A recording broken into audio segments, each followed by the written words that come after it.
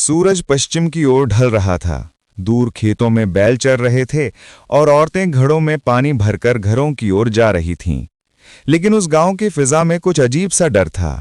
ना कोई हंसी, ना कोई ठहाका, सिर्फ खामोशी। गांव का नाम था चक बिलालपुर।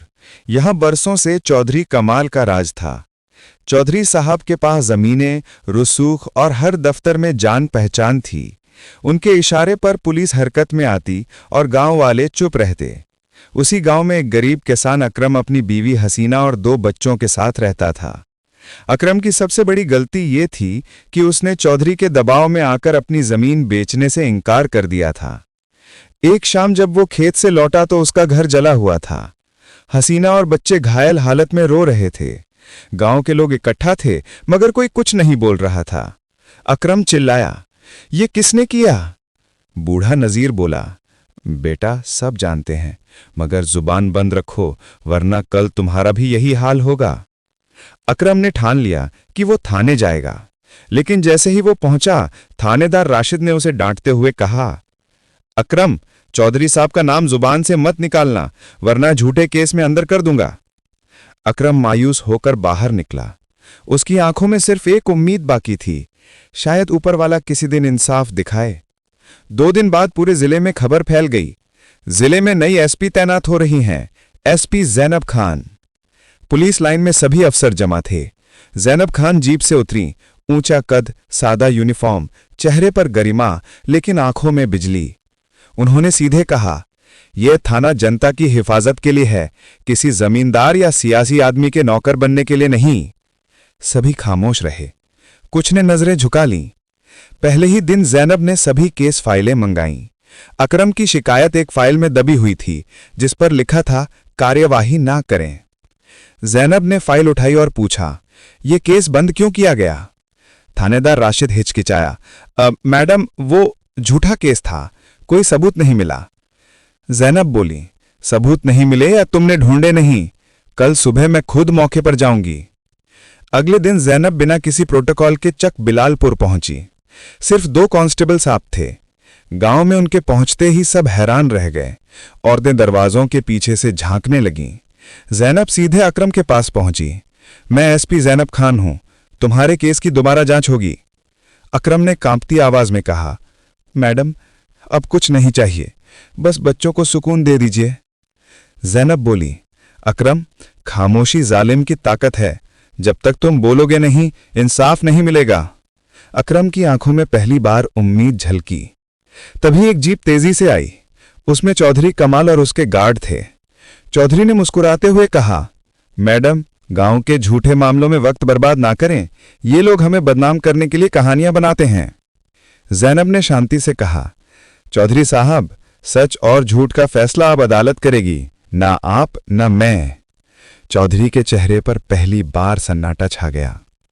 ज़ैनब ने फॉरेंसिक टीम को बुलाया। जले हुए घर से कुछ धातु के टुकड़े मिले, जिन पर तेल के निशान थे। पास के पेड़ से चौधरी के गार्ड के जूते के निशान भी मिले। उसी रात ज़ैनब के फोन पर एक अज्ञात नंबर से कॉल आई। मैडम, अगर अपनी पोस्टिंग बचानी है तो अकरम वाला केस बंद कर दो, वरना तुम्हारी फाइल ऊपर जाएगी। ज़ैनब ने जवाब दिया, मैं यहां इंसाफ के लिए बैठी हूं, नौकरी के लिए नहीं। अगले दिन ज़ैनब के खिलाफ झूठी शिकायत दर्ज हुई, अधिकारों का दुरुपयोग और बदतमीजी। मगर वो डटी रहीं। उन्होंने अपने गुप्त अफसर से कहा, पता लगाओ ये शिकायत कहां से आई है। कुछ घंटों बाद जवाब मिला, चौधरी के दफ्तर से मैडम।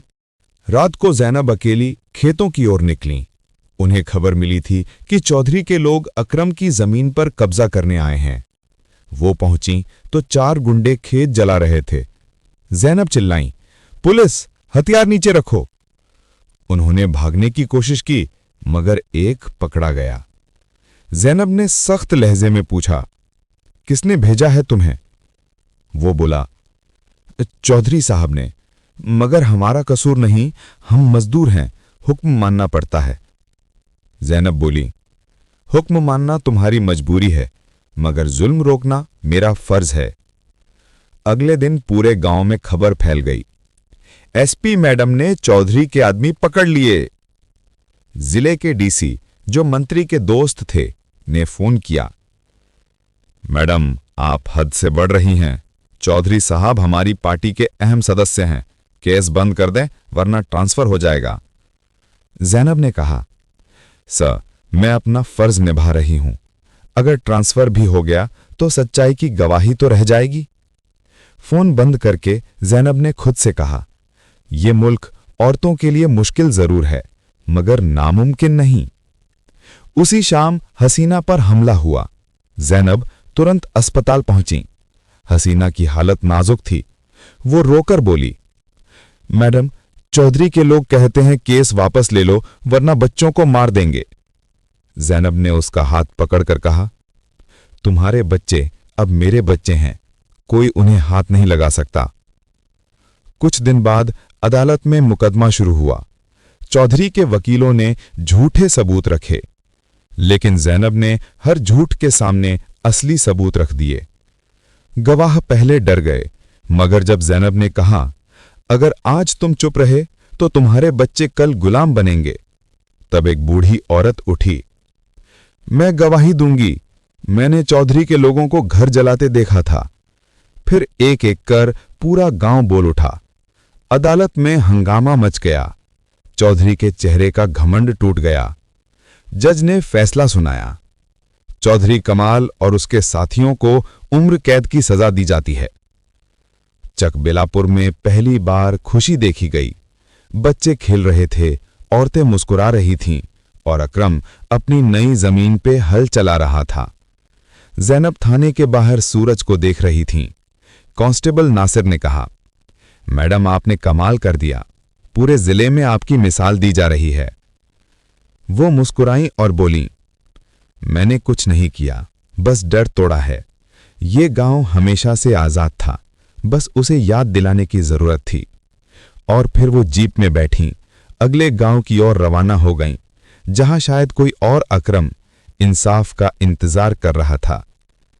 ये कहानी बताती है कि जब औरत इंसाफ के लिए खड़ी हो जाए तो वो सिर्फ एक केस नहीं बल्कि पूरा सिस्टम बदल देती है।